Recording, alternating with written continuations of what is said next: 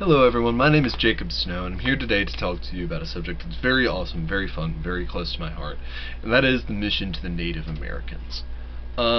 Missions to the Native Americans are a very broad subject, so what I'm going to do here is I'm going to try to give you an overview of the history from the starting point to where we are today. And just for definitions purposes, the term Native Americans in this paper constitutes people who were native to the continent of North America. So with that out of the way, let's get started. So the earliest evangelization to the Native Americans, the earliest missions to the Native Americans, were not in fact English. They were Spanish and they were French. The Spanish landed around Mexico, the southwest region, and the French landed in what we now know today as Canada. And these people, both Spanish and French, had varying degrees of success. Some people were very successful, and others not so much. And this came to be, because a lot of these priests this was predominantly Catholic work here, okay? Protestants hadn't really made a touchdown on North America as of yet. And so you would have these Catholic priests that would come with an army or would come with an exploration force, and they would kind of set up shop evangelizing the native peoples while the rest of the group did their thing. And the Spanish realized the potential for peaceful resolution. What if we can, essentially, if we can convert these natives, we don't have to fight these natives, and we can actually make them useful people, make them contribute to our efforts. And that was what would happen a lot of the time, is the priest would actually successfully convert a fair number of the native peoples, but then the administration would get in the way. Now, this was not always the case, as we see in the case of the Spanish priest Junipero Serra. He had the best of intentions, but he was a little too authoritarian in his way. If someone who had been baptized into the Christian faith tried to leave the Christian settlement, one of the native peoples, he would forcibly bring them back, whether they wanted to come or not. He had the best of intentions, I'm sure. He didn't really see anything wrong with what he was doing, but the point is too often, with the Spanish especially, the priests would develop and the Spanish themselves, not just the priests, but also the Spaniards, would develop a sort of abusive mentality where these people are below us, so we can just do whatever we want. We can make them work for us, we can beat them up if they're not listening to us, and on and forth. It was a mess a lot of the time. Now, that's not to say that every single situation in which the Spanish were involved ended in disaster and ruin. No, that's actually not true. But in many cases it did. Now, with the French Catholics, we saw a lot more success in regards to evangelizing the Native Americans. And the thing is because generally the French didn't come with an army like the Spanish did. The French priests came with exploration forces, or with traders. They didn't come with a big military presence. They came with guys who, hey, let's trade with these Indians and get some furs. Isn't it great? It's wonderful. It's good for business. It's good for the economy. And so these priests would come with the exploration forces and would be a lot more genial with their treatment to the native peoples. Well, Junipero Serra is kind of an example of what could go wrong. One person who was very good with the native peoples until his martyrdom was Jean de Brebeuf. He was a Franciscan friar, and he had a ministry to the Huron Indians, and the Huron Indians were an interesting tribe, because what had happened with the Hurons is they were not an expansive force, okay? The Hurons were a small tribe. They had not done well in all the wars and all of the illnesses that unfortunately did come with the traders and the people who were settling in France. And so the Hurons had kind of come to rely upon the French for help with their enemies. Okay, we've got problems here. These guys have guns. We just have bows. Let's team up with the people that have guns, and maybe we'll do better. And they did, to an extent. So John de Brebeuf had huge success evangelizing the Hurons. The problem came when a big group of the Hurons' enemies, which at this point in time were the Five Nations Iroquois, they moved on the Hurons, and the Hurons had to leave. So they left, and while the friars and priests that were trying to help the Hurons tried to go with them, they weren't always successful. Unfortunately, Jean de Brebeuf was not, and he was martyred by the Five Nation Iroquois, and let's just say it really wasn't pretty what they did to him. So that's kind of where it all started. It started with the French and with the Spanish coming as both exploration and conquest forces. They come to, these priests would show up and try to convert these people, and their motivations were mixed, I'm certain. But that's not the same as saying that all of them were seeking to dominate the native peoples. No, some of them, like John de Brebeuf, were just trying to help them, trying to convert them, trying to lead them to the perfect light of Christ. And while some of them were, well, we'll convert these people so they're easier to deal with, that was not always the case. And many textbooks that I personally have read, though I will not cite them, have said this, but it's not accurate, which is why I'm not citing it. They've said that the missionaries were focused on bringing these people into order. It's like, come on, dude, really? That's not actually how it happened. That's not what it was like. Now, as time moves on, we're going to move forward a ways into the 1600s, mid-1600s. Now the well, not Americans, at this point they were still British, but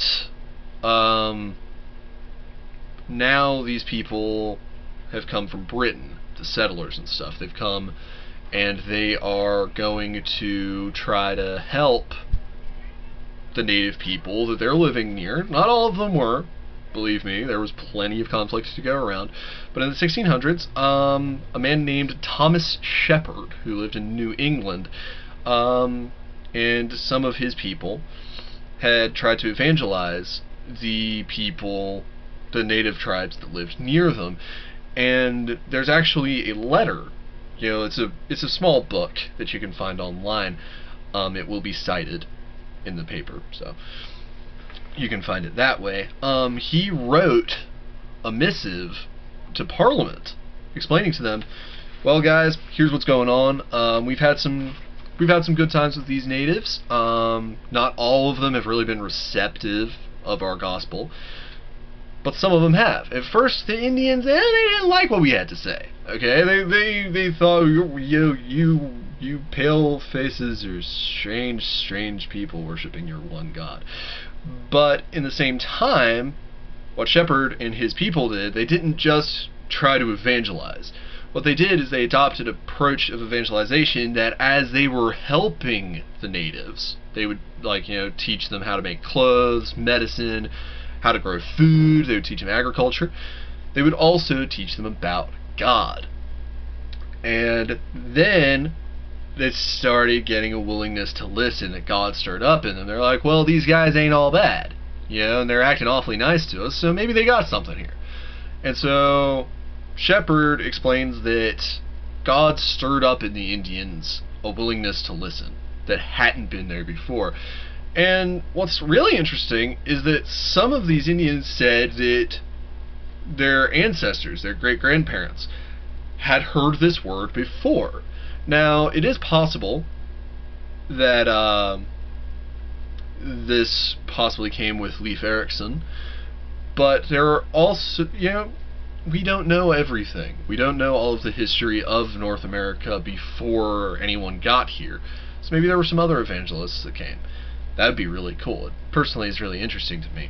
But the explanation that Shepard gave was that it probably came with Leif Erikson, who was a Christian when he came to the shores of North America, but then wound up leaving. So what happened with these guys is they did have some success evangelizing the native peoples, which, again, is something that's hardly ever touched on, The success that was had by a lot of these early missionaries as they would evangelize the native peoples. So, in the 1600s, 1648 was when Shepherd wrote his missive to Parliament, but prior to that, they had been evangelizing, they had been trying to, show these people God's light. As we move on into the 1700s, conflict with the Indians arose, and that was a problem. The conflict between the settlers and the Indians made evangelization, quite frankly, very difficult. Okay, people would try to evangelize these people, but then, while the missionaries were like, we can help these people, we can, as Shepherd said, bring them into God's light, other people were like, these dudes are blocking our expansion. Or sometimes the Indians themselves would also create the conflict, and so it made evangelization very difficult at times. So when we move forward into the 1800s, the settlers and the Indians, it's no longer just settlers. Now that we're in the 1800s, the Americans and the American Indians, they're now starting to have some conflict. Okay, the government is starting to get a little bit tired of the natives blocking their every move. So what happens is this animosity between the government and the native peoples creates distrust, and we see this in the story of T.C. Stewart. He and his mentor wanted to be evangelists to the native peoples. They really wanted to, go out, find a tribe, and see what they could do. But the problem is, the first tribe they encounter is the Creek. Okay, the Creek Indians. The Creek Indians are very... they don't want anything to do with the white man. To them, instead of bringing a benevolent, loving God, most of their encounters with the white man have either brought battle or plague. So they don't really want anything to do with anything the white man has to offer. Dude, most of the stuff you have to offer has killed me in the past. No thank you. So the Creek actually sent T.C. Stewart and his mentor. They sent them on their way. They're like, thanks but no thanks, we'll pass. So T.C. Stewart continues to search, and he finds the Chickasaws, the Chickasaw Indians. And these Indians are completely different from the Creeks. The Chickasaws have this great relationship with the white man. To them, the white man is their friend. The white man has eaten and drank with them. They've traded with them. To them, white man's in a good place. And here, T.C. Stewart finds a tribe that's willing to listen to what he has to say, and he evangelizes there to great effect. And what this story really highlights is that, there were varied responses. It wasn't just, nobody responded, it wasn't uniform, in other words. Not everyone was like, we want nothing to do with you. No, that wasn't like that. Some tribes would be very welcoming to, the missionaries. Some tribes would not be very welcoming to the missionaries, as we saw with the Creek. Now, to kind of give you some context, is, okay, what were these missionaries doing? Were they just, going there, evangelizing, and then leaving? No, they were not. Okay, these guys put in the hours, okay? A good example of this is Stephen Riggs and Williamson.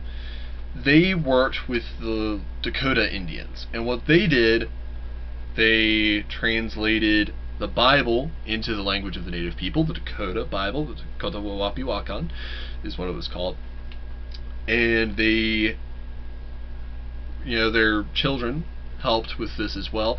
Later on, the children of Stephen Riggs and Williamson would also continue the evangelization work that their parents had done among the Indians, and they would write a hymn book, actually taking the hymns, keeping the music, and translating it into the language of the Dakotas, so that the Dakotas would have the ability to worship God fully, as they had. Now the problem is, and we'll see this with so many evangelists and missionaries in this time period, the government just couldn't let it go. Okay, some of the missionaries to, for instance, the Cherokee, when they were still in Georgia during the administration of oh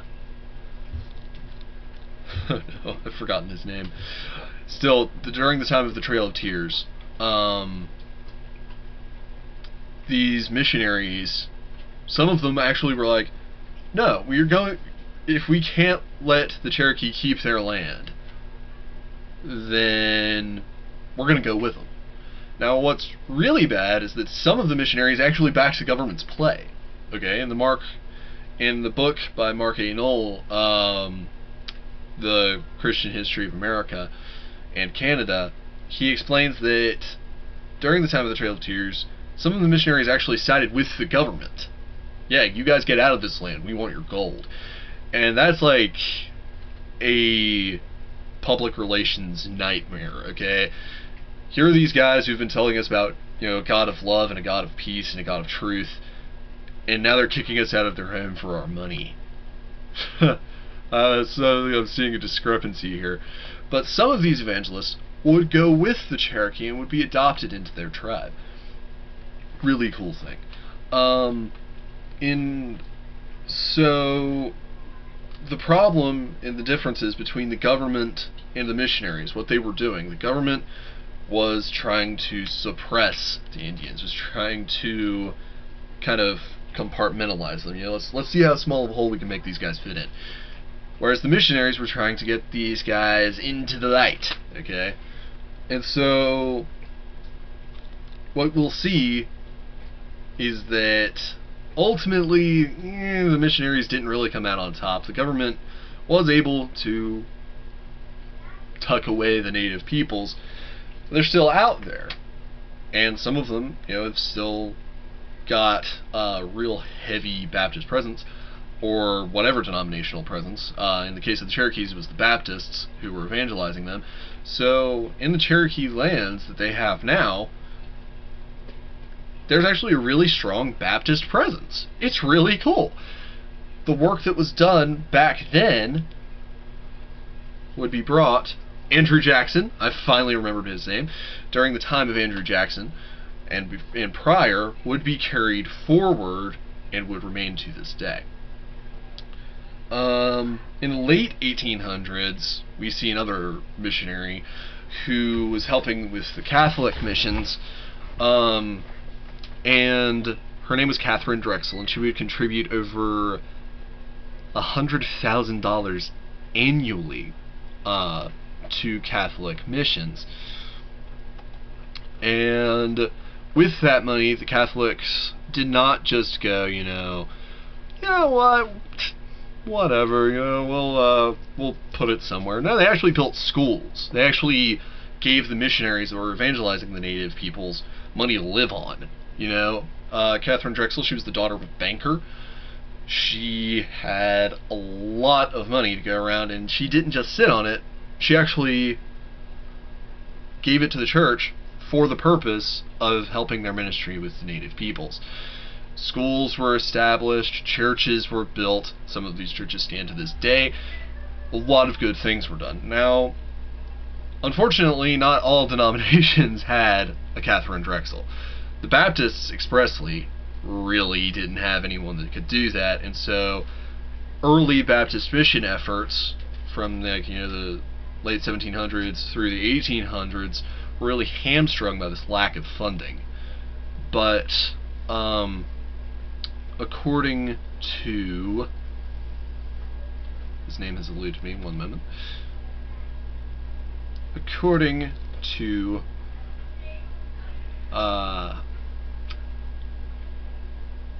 well, anyway, one of the people that I've cited stated that while early on, and this is Michael Kuykendall, he's the one who wrote this article, early on the Baptists did not have the money to evangelize the native peoples very well at all.